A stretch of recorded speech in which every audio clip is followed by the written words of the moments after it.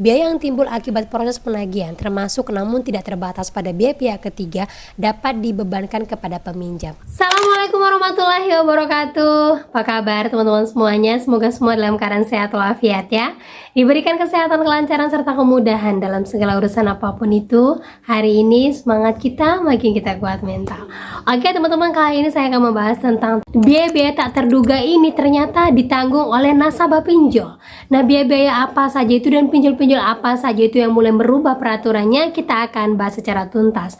Tapi sebelumnya saya harapkan kalian semuanya sudah subscribe channel ini agar channel ini terus berkembang dan dapat memberikan informasi terbaik buat kalian yang galbay. Oke teman-teman, ini dia buat kalian.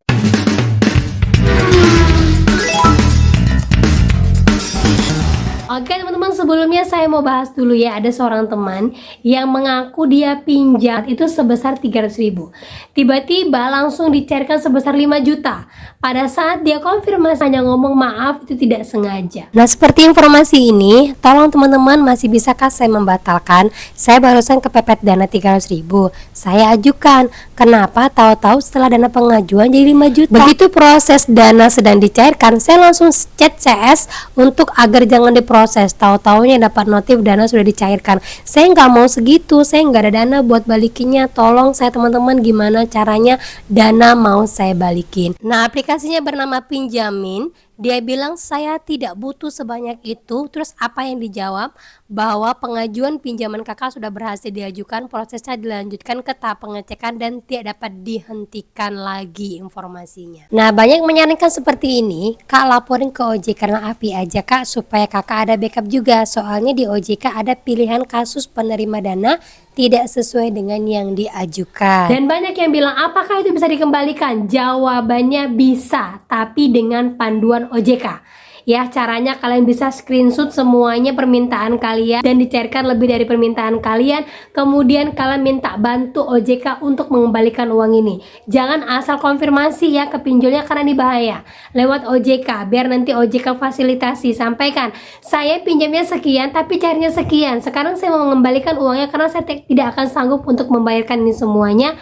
Tapi saya minta bantuan dari OJK untuk fasilitasi saya dengan si pinjolnya. Jangan sampai uang ini saya kembalikan tapi ujung-ujungnya saya kena penipuan. Seperti itu teman-teman ya, dengan segala buktinya, dengan segala bukti percakapan kalian dengan Rucep. Ini hati-hati sekali, karena apa? Ada seorang teman juga lagi yang mana dia diteror sama pinjol. Dia tahu nih pinjolnya siapa. Kemudian dia lapor kepada OJK. Tapi apa jawaban dari pinjolnya? Mereka tidak mengakui karena mereka tidak punya bukti. Nah, seperti kasus teman saya ini, Kak Desi, aku punya 3 kali cicilan di Kredit Pintar. Cicilan pertama aku lambat bayar 1 minggu lebih. Lalu saat menagih mereka udah sampai teror akun sosial media kampus saya kak. Aku udah laporin ke OJK. Terus perusahaan itu nggak ngaku kalau itu mereka. Sekarang udah mau masuk cicilan kedua, uangnya belum ada. Apakah mereka akan datang ke rumah atau sebar data lagi kakak? Nah, kalau Kredit Pintar ini sebar datanya itu pasti, teroran itu pasti. Tapi kalau untuk datang ke rumah tergantung wilayah. Untuk daerah Jakarta saja dia butuh 1 bulan ke atas kita galbay baru dia datang. Itu pun masih random. Nah, itu dia teman-temannya. Jadi sekali apapun yang kalian mau lakukan kepada OJK, mau kalian laporkan ataupun kalian mau mengadu kepada OJK ataupun Kemendak ataupun kepada API, semua wajib ada bukti-buktinya untuk memperkuat asumsi kita dan opini kita bahwa yang terjadi pada saya saat ini adalah benar. Jadi ingat ya, mulai sekarang pasti akan banyak pinjol-pinjol yang dengan sengaja mencairkan uang lebih dari pinjaman kalian. Cara mengembalikannya, hubungin OJK untuk sebagai fasilitas ataupun sebagai pihak ketiga yang membantu kita. Jadi teman-teman ya. Dan lanjut lagi, sekarang lagi ngetren nih, tagihan Kredivo dibayarin oleh si DC-nya.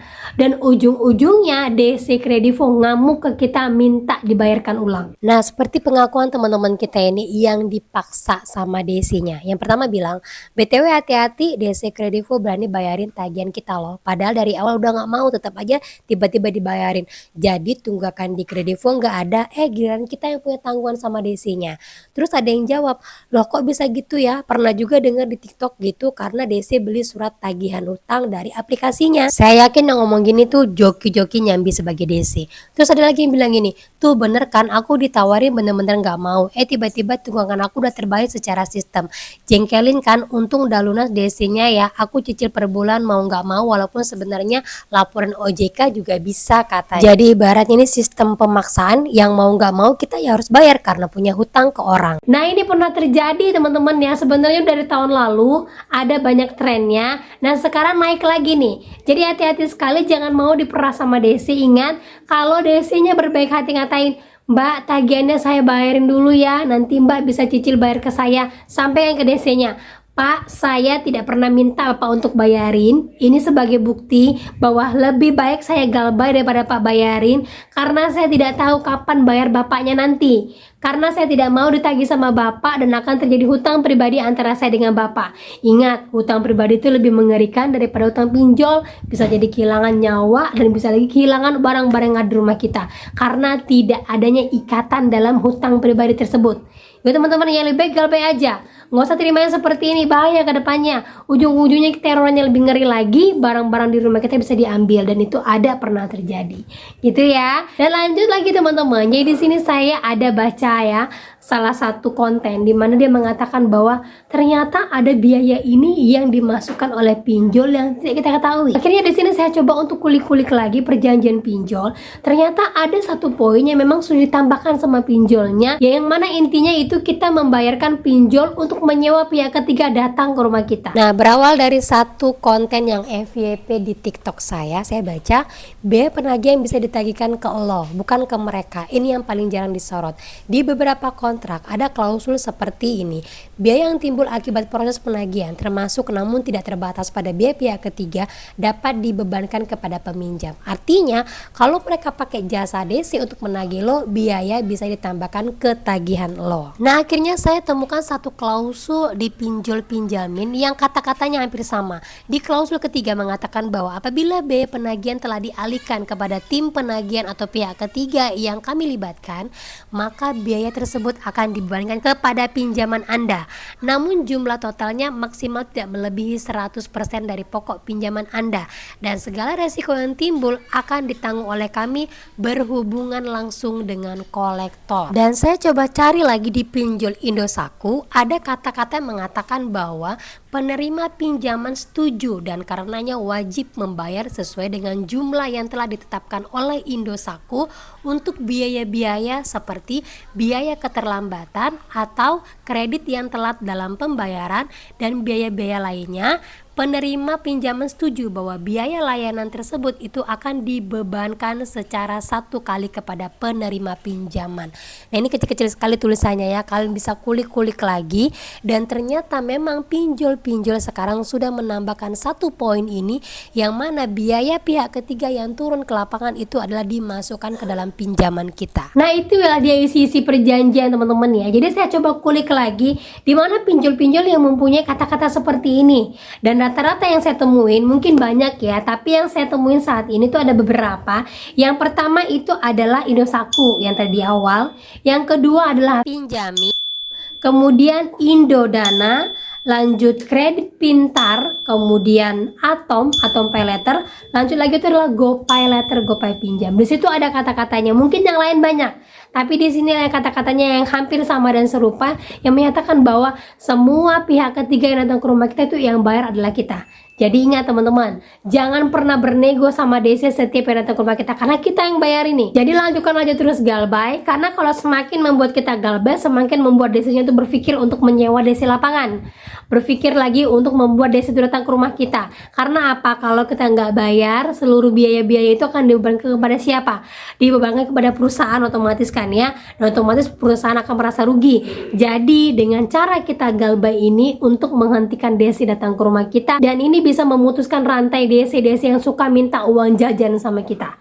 Jadi hati-hati sekali buat teman-teman semua yang didatangin DC. Jangan pernah berbaik hati, jangan pernah bayar apapun ketika DC datang ke rumah, apalagi membayarkan uang bensin ataupun uang rokok sama DC. Karena apa?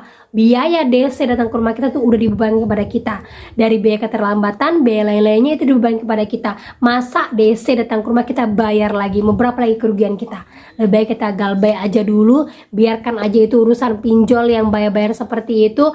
Toh nanti kalau sudah kita galbay, kita bisa dapat keringanan, potongan denda dan potongan biaya lain-lainnya. Yang penting uangnya ada dulu, baru kita nego langsung ke pinjolnya. Ya teman-teman ya.